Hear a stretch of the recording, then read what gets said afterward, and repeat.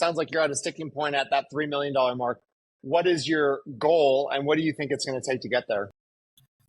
So I think that it's a good question. I think that it takes a lot of people rowing together and teammates with the same vision. And if you don't have that same vision and it's not getting pushed, then it's going to be impossible to get there. Like, so if someone's happy with making $50,000 a year and they're selling roofs and I want to get to, 15 million a year, then that's not my driver. That's not my person that's economically motivated. So it's like knowing where to spend resources and having the same people on your team to push there. And for me, one of the things that I've done is that I've hired guys that I love training. I love coaching, sales guys. And so one of the things is like, you can't teach them what they don't want to learn or don't care to learn.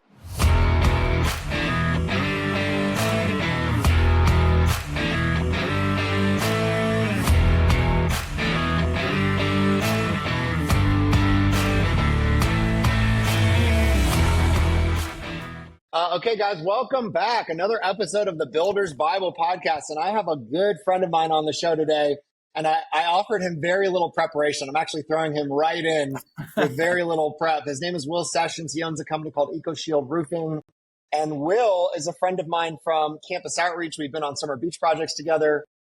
We have a lot of mutual friends. And he's also a marketing genius. So, Will, thanks so much for joining the show today.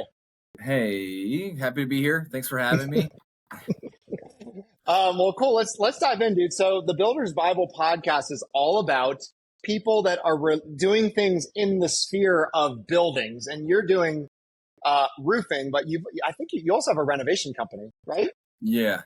So Triad Home Improvements. Okay. So just tell us a little bit of your story, like how you got to where you are. And then I want to dive into some of the challenges that you feel like you're facing. Yeah. So I started EcoShield in 2018, and I'd been working in corporate America since I graduated from UNCG and sold software and was just really not fulfilled. Like, I grew up in a family of entrepreneurs. My granddad had a company, ran successfully. My uncles have businesses. It's just in our blood. And so I was really super unfulfilled in that role, and just started looking at where gaps were. My wife and I, we had our roof replaced in 2016, and it was just a disaster. Everything that went wrong could have went wrong. And I was like, well, this seems like a really good gap to fill. And so I started looking, and then just laid it on roofing being one of those services where, one, I knew Amazon couldn't get into it or Google wouldn't get into it. So I was like, well, let's do blue collar. And so little did I know about the private equity world. I didn't know anything about where everything was shifting at that moment and how a lot of PE firms were going after HVAC companies and making those platforms. And then also, so it's really interesting. But anyways, so started getting into that, built it up year over year, kind of bootstrapped it. And then just really had to learn a lot about roofing that I didn't know. And I think as a millennial, I'm always researching, and I can go to this Google machine. And I think that's a benefit that I have to, being able to bootstrap this thing. I didn't really have a lot of leaders or people pointing me. I didn't have any mentors. I didn't have anyone guiding me. It was just a lot of mistakes in the beginning, knowing what to do. And then we just reverse engineered it. So I would go to the distributors, figure out what how much material costs. And then I would sit at the distributors center and just find subs and just talk to them, and then go to their job sites and then see what work they did. And then I'd say, all right, hey, we got a roof sold. Let's go do it. And so then I'd be at the job site watching it, and did that for a year or two, and then started hiring sales staff. So hired some sales staff. That went well. Was overpaying them. And just, had to figure out some different roads to get to where we needed to be and sustain. So my background is in sales and marketing. So I always wanted to treat those sales people better than any other people because I was biased. But so then I went full time into EcoShield in 2019, that March. Left where I was working, went to go do roofing full time. And that's obviously about 5 months after that. Or no. Was it 5? No, it was probably about, um, basically, I think about a month into it, my dad had passed from prostate cancer. So that was a battle, and he had been battling that for about a year and a half, and so that really shook us. And so we moved to Winston, and so then we were basically rebuilding everything, like our personal life. And so fast forward, we get connected to a church, River Oaks. Love that church. It's where we're at now. And then our mutual friend Kyle Mercer. So he's planted a church 2 cities in Winston too. And so it was kind of like he's hitting me up all the time, like, hey, come visit. I'm like, oh man, I'm plugged in here as my family goes. And so and we'll visit 2 cities here and there. But so we're plugged into church, we're there. And really, like, through that community, the things that I would struggle with, like hiring, building a business, things that I would have a lot of doubts in, I was finding a lot of peace in growing that business versus trying to force it. And so it's kind of like, you're a surfer, right? I wouldn't call myself a surfer, but I can surf. Yeah. Like, what's the thing? Like, battling the board, like, let the board, Yeah. like that's what I feel like I was doing in business for the first 2 years. Like, I was just battling the board. Like, I'm like forcing it, or, and so I think I once I like chilled and let the board kind of take control and, let it do its thing, things got a lot easier. And so, God pulled me into a really, really safe spot, with community and just being more patient and, removing a lot of anxiety that I've had with the business. But so then I basically bootstrapped this whole thing. And a lot of, I think, how God's moving in my life now is that, like, I'm so used to bootstrapping and so used to building and so used to, like, having control, that I've had to, like, release a lot of that to him and give that to him. That anxiety, or that, hey, I want it to run perfectly, or hey, I want the sales calls to go well, or I want marketing and Google to work really well, or I need an answer or silver bullet to what we're doing. And so a lot of it, I think, in business is the ultimate step out in faith, is to, you can't control tomorrow. There's no crystal ball. You don't know if tariffs are going to impact your business. You don't know if, we're going to go to World War III, and petroleum increase. So it's just a lot of those things you're relying on God, because you're going to do the work, right? Yep. And you're going to be honest. So I don't know. It's an interesting question, but yeah, we started from nothing and built it. And now we're doing, it's not, a massive business by any means, but it's, we're doing anywhere between 2.5 to 3 million a year. And some years are better than others and some are lower than others, just because it's a lot of storm related as well. But consistent, we can say we're pretty consistent due to a lot of the marketing that we've kind of established and done. So now we just need to duplicate it across markets. Well, that's what I want to really talk to you about, because I talk to a lot of builders. I mean, all of a sudden through Rise Up Kings, the Benham Brothers, I know, in Business on Purpose, I know a ton of people that are doing something relating to standing up buildings. And you have a really keen mind for marketing. And you said you know too much about Google. And a lot of these companies, like, really rely on paid ads, right? Like, you want to be kind of the top of the paid or organic ads on Google. Like, I need a plumber, I'm going to go on Google, or maybe Yelp to some extent, or some other service. But, like, so you've done a deep dive on paid search. Like, teach us some of the things you've learned. Yeah, so a lot of this is just spending a ridiculous amount of money and making mistakes. Like, just that is part of it. It's not me. I'm not a genius at all, and I'm still learning. And I'm sure you could teach me a lot too. Well, you got a guy too, though, right? You found a guy in India that is an expert. So you found the resource you needed to be successful in it to some extent. Yeah. So a little bit about a lot of the mistakes. So in the first year and a half, 2 years, I think we paid close to $60,000, $70,000 a year just in SEO, like paying a company to write 3 blogs a month, having them, fix our H1, H2 headlines, making sure the website structure is sound for SEO and getting found, making sure that, there's no 404 errors or any errors in the web.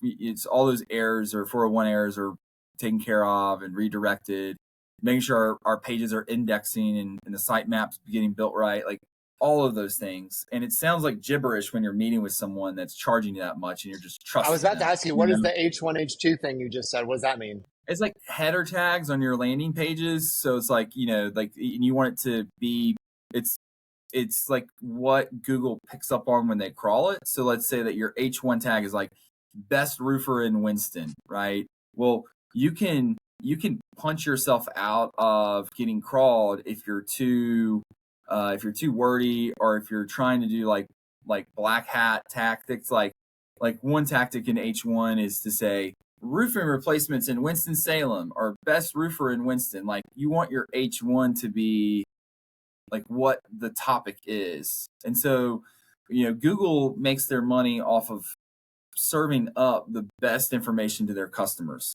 And so marketers, smart ones, have found ways to, game the system or find the algorithm to say, all right, we know people are looking at best roofer in Winston. So what we're going to do is Google can't possibly crawl, all of these pages. So in the H1, H2 or whatever, we're just going to put in some of the keywords into that. That way it grabs it and puts it at the top of the page of SEO search or organic search. So it's like they will, and that can be spammy. So those are, considered little spammy links that you could have. It's not ideal that you do that because, again, Google makes its money off of providing the best search results to customers because they want you to go back and use Google. They don't want you to go to, I don't even know the other one. They don't want you to go to, like, I thought of Ask Jeeves. It's not even around anymore. But, like, they don't want you to go anywhere else. They just want you to stay in Google. What is it? DuckDuckGo and what is it? Yeah. Anyway, it's all about ChatGPT search now, right? Oh yeah. That's big. That's really big. So yeah, that is. We used a product called Search Atlas about 8 months ago. Signed up for it, and it's an AI-based SEO management software. So it's kind of like SEMrush, but on steroids. It's kind of like Ahrefs, or you can use it to really help with your SEO organically. And so we used it for about 8 months. We didn't see much of an uptick. And that's the other thing that's frustrating is all these marketing companies will be like, oh, you really need to do it for 12 months. It's like, well, that's not really true. You should see something like within a quarter. You should start seeing something move, things start to kind of happen after a quarter if you're doing it consistently. 12 months is way too long to see anything. And that's the other thing. Organic is being sold as leads, right? And organic is top funnel activity. It's not bottom funnel. When people go now, it depends on what their search intent is, but most of the time when people are researching like best stockbroker in Colorado, like that's an intense search to find the best stockbroker to have them manage your money. Now, if you're searching something like what to look for in a stockbroker, or what are some questions that someone might have, or how often should a roof be replaced, or why should I use a GAF 50-year warranted shingle opposed to that? Then that's top funnel activity, which you still want landing pages for and blogs and FAQs for. So it all works together. But if you don't have a marketing company or marketer that understands your industry, or hey, this is top funnel and they're trying to sell you, then you'll spend oodles of money on just like nonsense. You'll have a blog post about randomness, and it won't ever rank. It'll just be something they paid, you paid $500 for, and you'll never get that money back. And they'll use like H1 tags in it, like Winston-Salem roofer, and it'll get blacklisted by Google and drop to the bottom. Like those things don't work. So I'm a roofer or builder or contractor, whatever. Yeah. I want to basically have things on my site that will literally be the exact phrase people are looking for in Google. Did I misunderstand that? Yeah. So you do. So it's like if people are looking for best roofer Winston, then what you would do, or marketers would do, is they put that as an H1 or H2, or then they put it in the body, or they'd say, hey, they would basically create a spammy link, or that would be considered a spammy link. And then Google would actually like deduct that. It would be a penalty. They would say, all right, you've got too many of your keywords that people are searching for is in your landing page. And so we're not going to rank that because it's bad. It's bad quality. Like if someone's looking for a best roofer, then the page should be, why are we the best roofer in Winston? And then it would have like value for that customer, opposed to trying to get it to rank and then battling Google with it, because AI is going to pick up on it. And they're going to say, this is just a spammy or not Yeah. spammy. This is just Okay. I crap. understand. Really.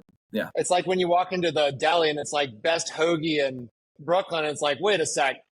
No, how you can't say that. How did You're that not allowed to happen? say Yeah. They're like, where's this bread from? They're like, we don't know. It comes off of a truck. We don't know where the bread's from. It's like, and the meat's like, yeah, it's not fresh. Yeah, it's bogus. So yeah, it's the same thing. Or like when people on the yellow pages, they used to be like Aardvark AA roofing, Aardvark, like 123 roofing. It's like, yeah, Oh, it's like, yeah. Because you want to be at the front of the thing. Totally. yeah, I you get want to be at that. the top of the yellow pages. And so you can create like these links that are your marketer thinks is useful, but like the real thing, and this is what I always said, is like, I don't really care what you create. It's like, or this is what I would tell my marketing companies, like, I don't care what you create. Like, if I'm not ranking or see that moving, then there's an issue. And so there's a couple companies we've been with and switched. Like one really big thing I think builders get in trouble with is that they go with a company to where that company owns their website, right? So like Scorpion, for example, I don't know if I can say names on here or whatever, but I should probably say, hey, I'm not going to say their name, but there are marketing companies that will keep It that rhymes with website. It rhymes with Porpian. Yeah. Yeah. It's like, well, they will, they'll keep the website. So you're hostage, even though they're doing a really bad job for you and you're spending money. And every builder knows like cash flow is king. So, you're going from, 180 grand in your checking account to 50 grand to 300 grand to, you're fluctuating by, 6 digits very quickly and a lot. And so when you have a marketing company that's not delivering, it's like you need to cut ties quick and move on, so we hired another marketing company this year to do our Google ads just to kind of see what's out there. And we fired them within 2 months because it's like, okay, it doesn't take that long to figure out if they know what they're doing or not, so but yeah, so it's the paid ad search and the SEO and the organic. The guy from India is really interesting. So he is he How'd you was find with that guy? another roofing. Yeah, dude. So he was with another roofing. I'm sorry, he was with another agency. And so I just went on LinkedIn and I just messaged like 50 of these people that worked for that agency. And I just same message, like just send them the same message. 10 of them responded, and then I talked to like 10 more, interviewed them, and found the guy that was doing the paid ad search for this company. And he was like fractions. Like, I think like $200 a month is what I paid him to do Google, is to like do the Google paid ads. He's been with us What would a decent firm normally go for? Oh, it would be a percentage of your paid. So it'd be like 2,000 all the way to 5,000, Yeah. So, I mean, you're as a builder, you're sitting there going, it makes no sense why I wouldn't bring this in house or why I wouldn't service this, myself. Yeah. So, you got this guy who's performing the ads. He's optimizing the ad because Google ads it does need to be optimized. It does need to be looked at monthly. You can't just set it and forget it. You're constantly adding negative keywords. You're adding in age groups that you're looking for. You're disqualifying certain age groups, and you're looking to see how many clicks too. Like you can go in and you can see how many clicks are invalid clicks. It's like Google, let's say that you start running Google ads and someone, an advisor there locally knows that you're running Google ads and goes in there and like clicks your link like 1,000 times, right? To try and up the cost that you're paying. Like those are invalid clicks. So you can monitor that. You can monitor your cost per acquisition of the customer. You can monitor your cost per click. So yeah, I mean, it's really, I try and stay inside of it just to make sure that because that's one of our biggest spenders is Google ads. But once you figure it out, it's awesome. Once you get it figured out and you turn it off and on, you can, so it's really helpful. And then we pair that with a lot of our traditional marketing too. Yeah. What do you think is the key? So it sounds like you're at a sticking point at that $3 million mark. What is your goal and what do you think it's going to take to get there? So I think that it's a good question. I think that it takes a lot of people rowing together and teammates with the same vision. And if you don't have that same vision and it's not getting pushed, then it's going to be impossible to get there. Like, so if someone's happy with making $50,000 a year and they're selling roofs, and I want to get to, 15 million a year, then that's not my driver. That's not my person that's economically motivated. So it's like knowing where to spend resources and having the same people on your team to push there. And for me, one of the things that I've done is that I've hired guys that I love training. I love coaching, sales guys. And so one of the things is like, you can't teach them what they don't want to learn or don't care to learn. And so, knowing when to cut bait, it's hard for me to do because I see my optimism sees the other side of the mountain. And I'm like, okay, we get through this, then you're going to be in a great spot. Right. And you can change lives. Guys coming in that just want to make 30 grand a year and they can make 60, 70, 80 selling roofing. Like that gives me purpose, and fulfillment. And so I think though it's knowing when you need to just operate a little differently. And that's kind of where we're at, is like, hey, you know what? We're not a 501c3. We're not a food pantry. Like we need to, hunker down and hold everyone accountable. But Well, marketing. I want to talk about that for a second though, real quick, because that's really good. So a lot of builders, contractors, like skilled labor and just labor in general is tough. So like, talk to me a little bit more about that. Like you're talking about like your sales staff, Yeah. and like making sure there's an alignment. So like help me understand, like, what are the challenges that you're kind of facing on that front, and what do you feel like is the thing that you're kind of coming to find that resolution and get that alignment with the sales team? Yeah. I think a lot of contractors that I talk to, they don't understand what it really takes to build a team. And I'm still learning. And so, I talked to a roofing contractor the other week and we're talking and he's like, man, I just don't understand how you get sales guys. And I'm like, what do you mean? I put out an ad, I call them, I bring them in for an interview. If I like them, they're charismatic, enthusiastic. I give them a disc assessment. I give them money each week for training until they get off of, the NIP. And then I let them go and do sales. And if they don't do the sales, then they let go. And we give them all the tools they need to succeed. Like it's really easy. Like they've got a CRM, they've got leads after they close a couple of deals, they've got everything there.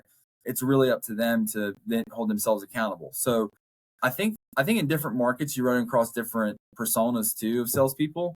Where I'm at in Winston-Salem, it is very, very hard to find driven salespeople. I mean, it just is very difficult. Or you need to have a really good culture, and you need to have really good benefits packages and compensation packages. But I think if you're going from a contractor standpoint, it's just not being aware of what they actually need to do. It's kind of like, you get a new garage door and you're like, okay, this is going to be like $3,000. And someone quotes you 10 and you're like, oh my gosh. Like, I think it's like that for contractors. It's like, hey, people need to make 50, 60, 70 grand a year. You can't pay them $30,000 a year anymore. You have to pay people what they're worth and get it. And I think a lot of times it means reducing your lifestyle for a brief moment in time, or it means moving money around, or it means certain things that people aren't comfortable with. But the skilled labor, to answer that question, I mean, you are, part of the owner's job is, I think it depends on the owner and who he is and what he enjoys. But for me, I think that as an owner, my job is to remove roadblocks from my staff and train them to get over it to do their job effectively. I think that's my main job, right? Like if my production manager is really, anxious because we don't have the subs, then my job this week is to go out and find subs for him and help, right? And then train him how I did that.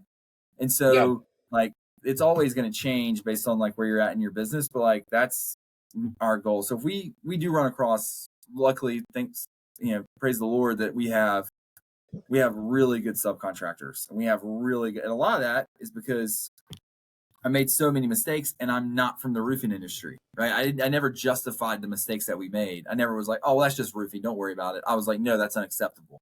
So it was like, mind you, if I was from the roofing industry, it'd probably be like, oh, it's okay to leave trash on your tree or your bush. We'll get it later. It's not going to die. We'll replace it if it does. And the homeowners don't want to hear that, So it's like a part of that's helped us find really good subs that also align and care about what we care about. But you only really know that when they do the roof, So you have to trust people and take a chance on them.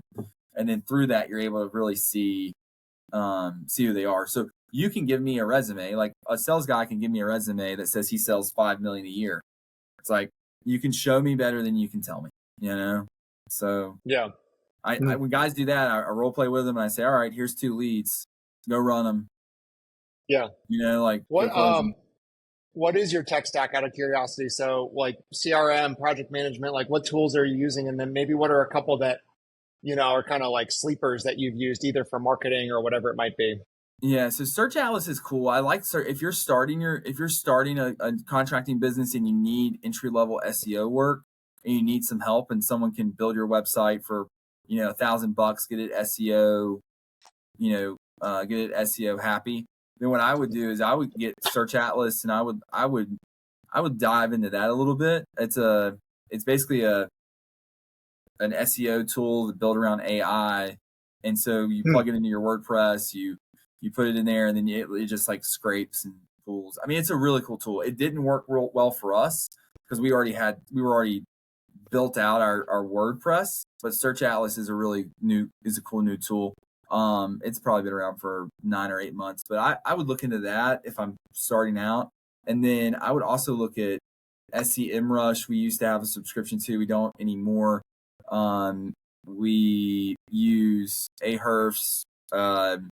We use Job Nimbus as our CRM, which is awesome. We love Job Nimbus.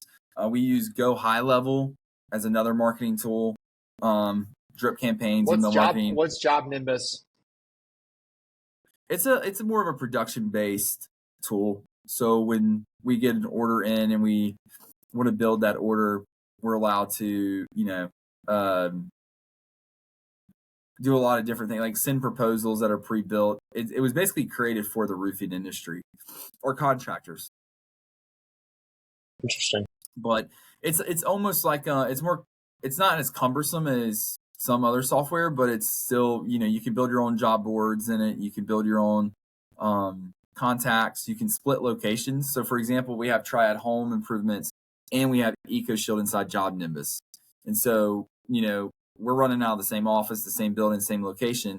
So we can split that location inside one software instead of having multiple software run through. So it's a good stack. I like it.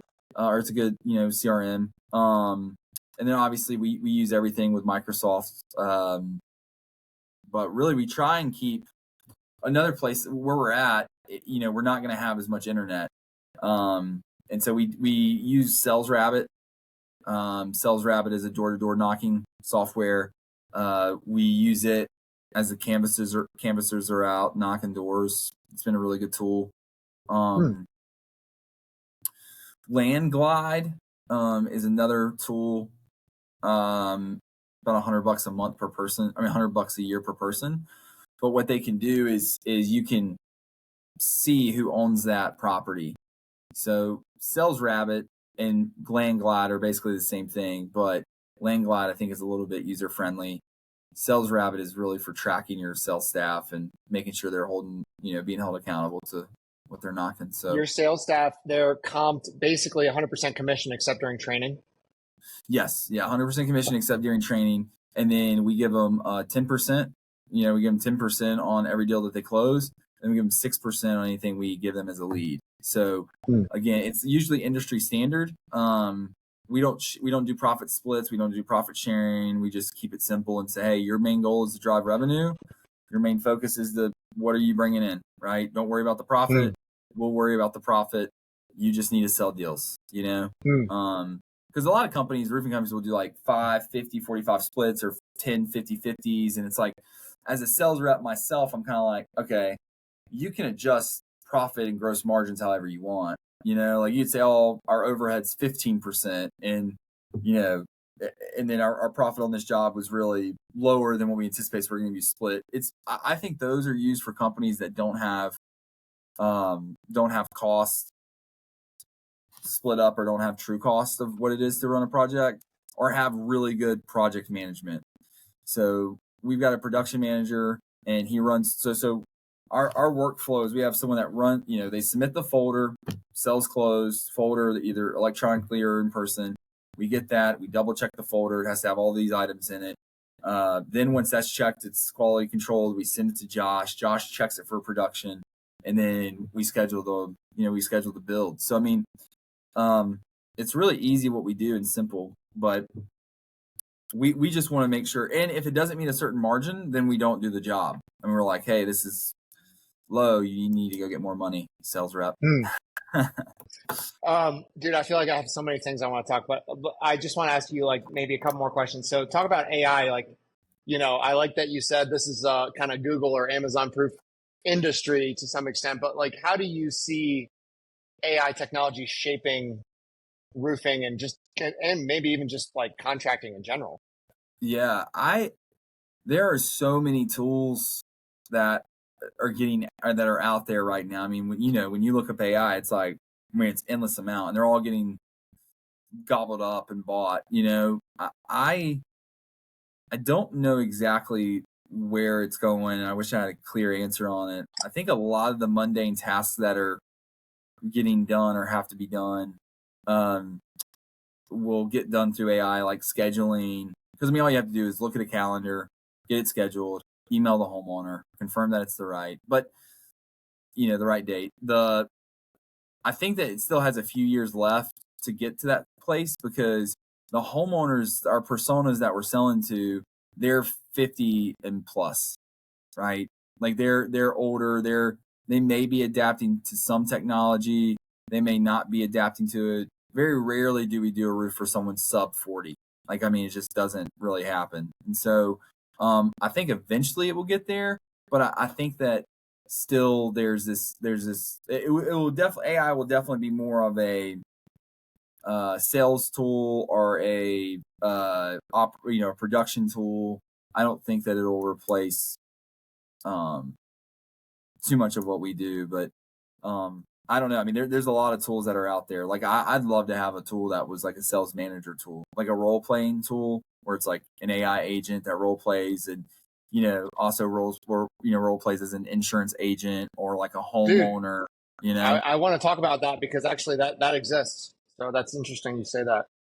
So I'm in an AI program, teach you how to build an AI agency, and that is something that's out there. So that's really cool.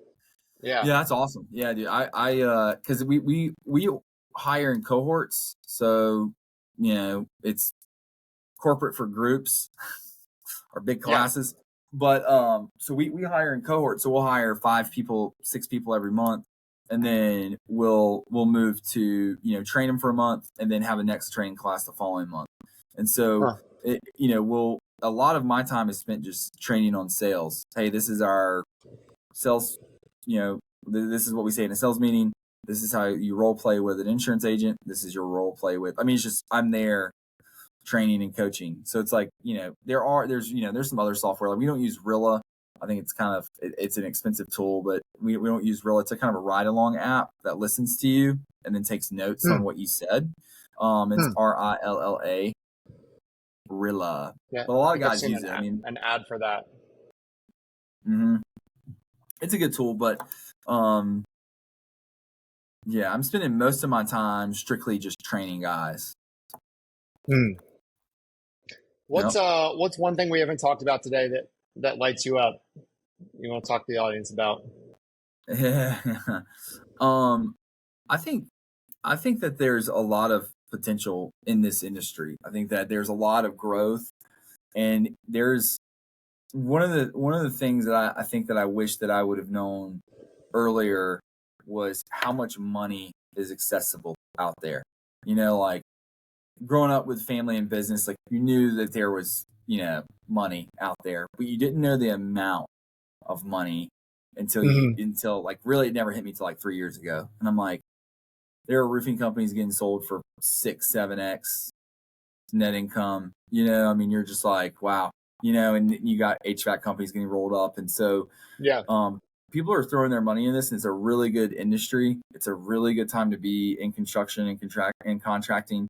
And so I think that it is scary because of the uncertainty, but I would say like if you're a believer and you love Jesus and you follow him, like, we're already written in the book of life, and there's not anything that should scare us from, we don't have to be perfect. We have a perfect king that loves us, and we're his sons and can get to call him father and brother. And so I think that I have to rest on those. And I think that when I talk to contractors, there's so few believers that are in the contracting space that practice it, that really believe that Christ is king, that follow him and worship him. And, and also, believe in what we do. And I think that, what you're doing here is a really, really good start to do that. I think that lights me up. What really lights me up is when I have guys that come into our business and I get to, pray before I listen to Christian music. Forrest Frank, shout out, right? Listen to him on blast. He's awesome. Even my kids love him. Yeah. Yeah. I mean, and like listening to him before our, before our team meeting starts. And so it's just like those little things that get to be a light to those people. And so I don't know. I think that gets me fired up. Roofing isn't sexy. It's not like I get up every morning, I'm like, man, I get to roof. So I get up in the morning and I'm like, am I going to impact people today? Am I going to, what am I going to do? I think a lot of guys are starting to realize that about contracting. So I don't know. I get fired up about that. I get fired up about the potential. I get fired up about Triad Home Improvements. I think it's a really good business. It's been around since 95. I get fired up about what you're doing, man. I think that's exciting to see everything that you're getting your hands into, man. Yeah, man. VA plus AI, Oh, and shout out, because you're about to become a client, right? You're about to get your first EA. So I'm excited for you. I hope, dude. I saw, I hope, man. I hope I am. I hope I do. Yeah. I'm probably going to be a bad client, but no, you won't be, dude. Get out of here. We're going to make sure we get you a rock star. So yeah. They sent me 3 and I was like, because I'm being so particular now. I'm like, let's do a different 3. Let's do another set. Okay, I'll check with Allie on that. Yeah. Yeah. Well, no, she's been great. Yeah. I got with her on it and told her, and then, but yeah, so it's been good, man. It's been really good. Will, if people want to learn more about who you are and what you do, where can they go? Yeah, just go to EcoShield, www.ecoshieldnc.com. And then Triad, right? Yeah, triadhomeimprovements.com. And then they can just email me. My email is Will with 1 L. And by the way, guys, if you guys are listening and you need, Will is an open book with the SEO stuff. And that's one thing that I've been really impressed with. Like, I understood maybe 40% of what we talked about with the SEO stuff, but it's always good to know what your resources are. So, I'm sure Will would, be willing to bend his ear and help you out. So feel free to hit him up. Will, dude, thanks so much for joining us on the podcast. And guys, stay tuned. Next week we have more episodes coming out, and I'm trying to line it up with Christian builders and contractors and you name it. So Will, it's meaningful to have you on the show, man. And thanks for sharing what you know. Yeah, Andrew. Cool. Appreciate you, man.